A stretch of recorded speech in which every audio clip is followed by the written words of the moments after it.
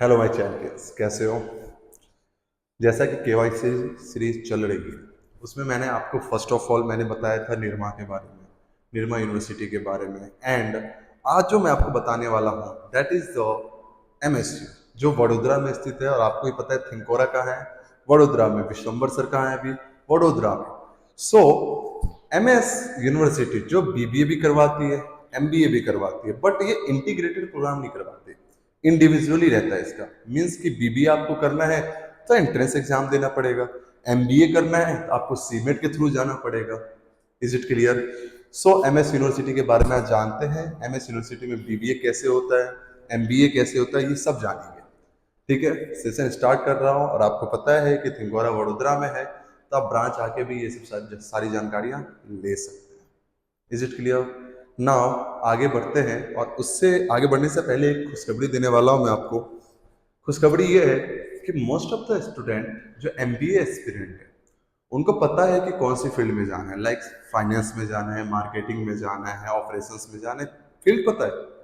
But उनको ये नहीं पता कि फाइनेंस में कौन सा रोल, ऑपरेशंस में कौन सा रोल, मार्केटिंग में कौन सा रोल, ये उनको नहीं पता होगा।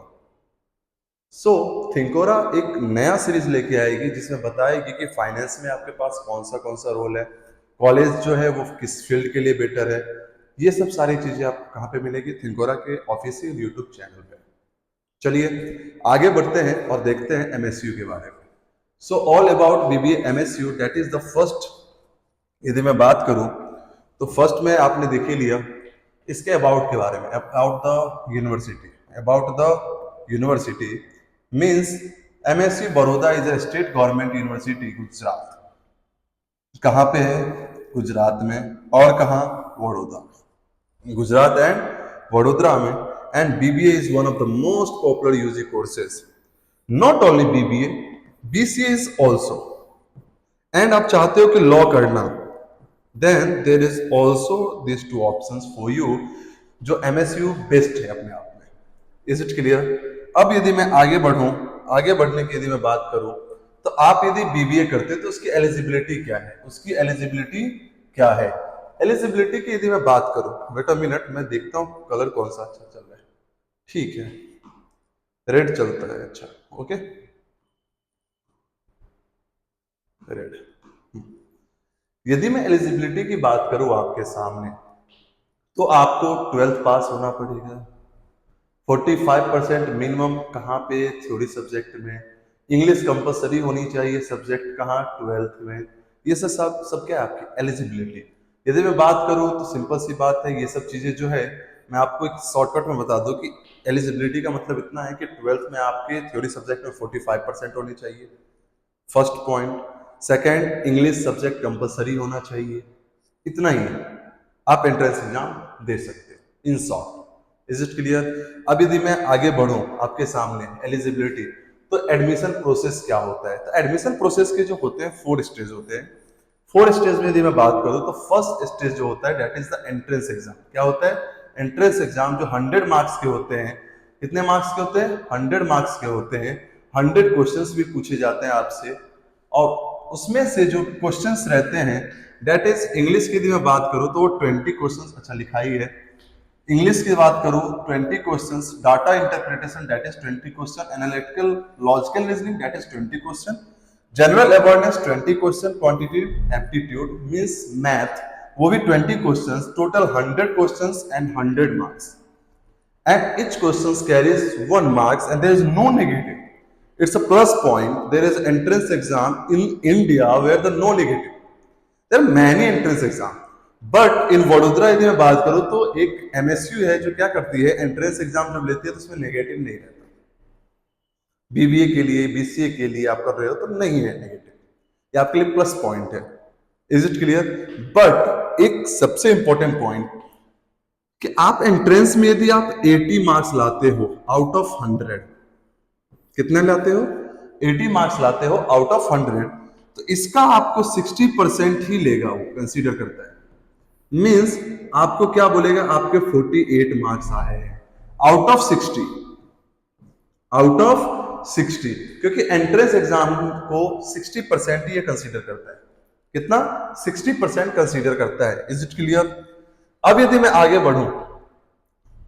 बढ़ूं तो मैं सिंपल सी बात है, तो बाकी जो रिमेनिंग 3 स्टेज है, ये तो अभी फर्स्ट स्टेज था, that is the entrance exam जो आपको देना पड़ेगा। एंट्रेंस एग्जाम के बाद मेरिट लिस्ट आती है। मेरिट लिस्ट जब आती है तो उसमें से आपको एक चीज मैं बता दूं, देयर आर टोटल एवरेज की यदि मैं बात करूं 3000 स्टूडेंट्स फॉर्म फिल करते हैं और ओनली 200 सीट्स है। सीट्स कितने हैं? 200 सीट्स। तो इसका जो 5 गुना है, 5 टाइम्स है, 5 टाइम्स नहीं, सॉरी माय अपोलॉजी, 3 टाइम्स, मतलब 600 स्टूडेंट जो है, 600 स्टूडेंट कहां आते हैं? Creative writing. मीन्स ये 3 टाइम्स बच्चे को चूज करता है आगे के स्टेज के लिए। फर्स्ट स्टेज में मतलब ओनली 600 बच्चे आएंगे। Is it clear? उसमें क्या होता है? Creative writing. क्रिएटिव राइटिंग आपने बचपन में ऐसे ऐसा पढ़ा ही होगा, that is the total 10 marks. Total 10 marks के होते हैं। फिर आता है ग्रुप डिस्कशन, मीन्स आपको एक टॉपिक दिया जाएगा और आप उस पर डिबेट करोगे, उस पर एक्सप्लेन करोगे। वही होता है ग्रुप डिस्कशन, जिसमें 4 to 5 पर्सन बैठे रहते हैं ग्रुप में और अपने अपने थॉट को वहां पे रखते हैं। ठीक है, तो ग्रुप डिस्कशंस होते हैं 15 मार्क्स के। यदि इसको मैं डिस्कशन करूं तो 6 to 8 स्टूडेंट के बीच का ग्रुप होता है, ड्यूरेशन 30 मिनट्स का होता है। 5 मिनट आपको इंट्रो देना है, आपको 20 मिनट डिस्कशन होंगे एंड 5 मिनट्स कंक्लूजन होता है। ये डीपली इतना आपको कोई नहीं बता सकता, थिंकोरा बताती है। ठीक है, लैंग्वेज की बात करें तो इंग्लिश, हिंदी एंड गुजराती, आप तीनों लैंग्वेज बोल सकते हो।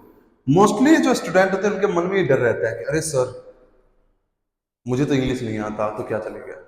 आपके थॉट क्लियर होनी चाहिए, आप कंक्लूजन अच्छा निकालो, डिस्कशन अच्छे करो, बट एक लैंग्वेज चूज कर लेना। आप कौन सा लैंग्वेज? एक ही लैंग्वेज चूज करना है आपको।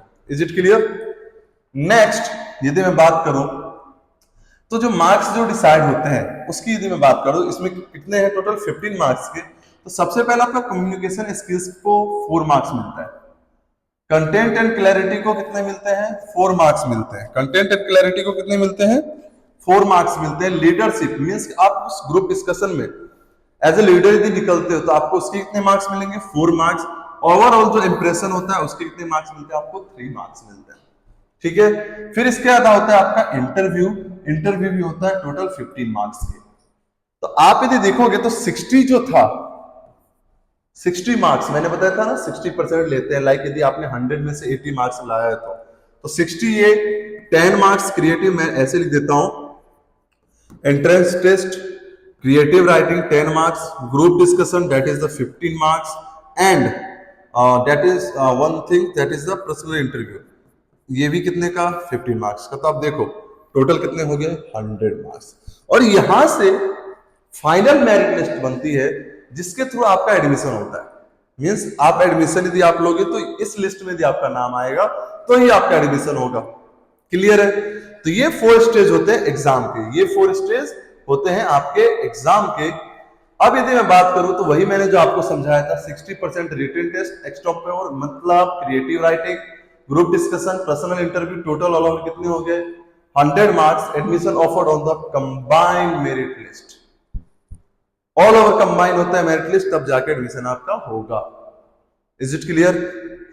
यदि मैं बात करूं आगे तो ऑल ओवर सिलेबस की बात कर लेते हैं इन शॉर्ट फॉर्म।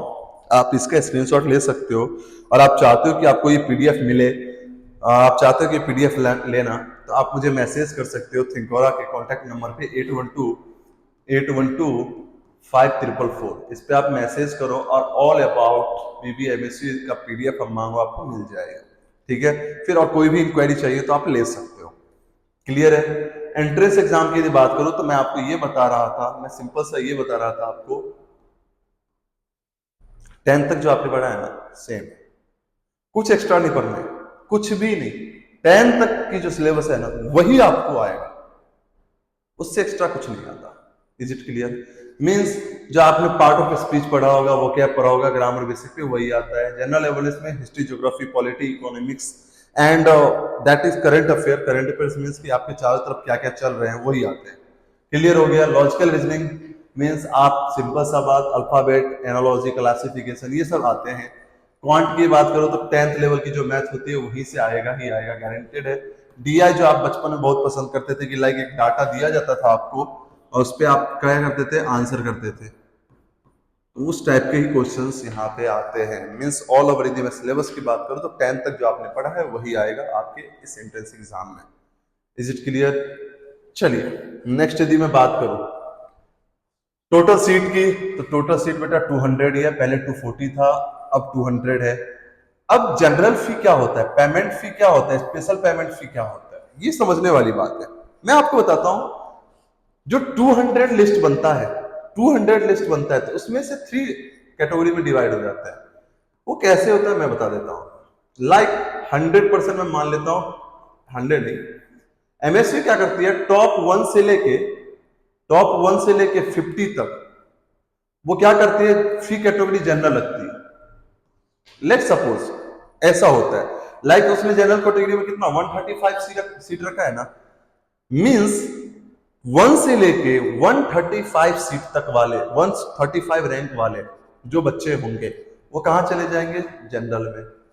ठीक है, मतलब उनकी फी हो जाएगी 26,100 अब जो है 136 से लेके जो 55 बच्चे हैं, यहां से 137 रैंक जो होगा, 138 रैंक होगा, वो जो बच्चे हैं, मींस आप ऐसे बोलोगे 119 तक, क्योंकि 55 स्टूडेंट है ना, मींस वो क्या आ जाएंगे, वो आ जाएंगे पेमेंट फी कैटेगरी में, मतलब 58 वाले में।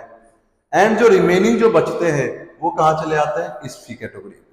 मींस एंट्रेंस देना ही नहीं, आपको टॉप में भी आना जरूरी है। टॉप में नहीं आओगे तो आपकी फी अलग रहेगी। क्लियर हो रहा है ये बात, हाँ या ना?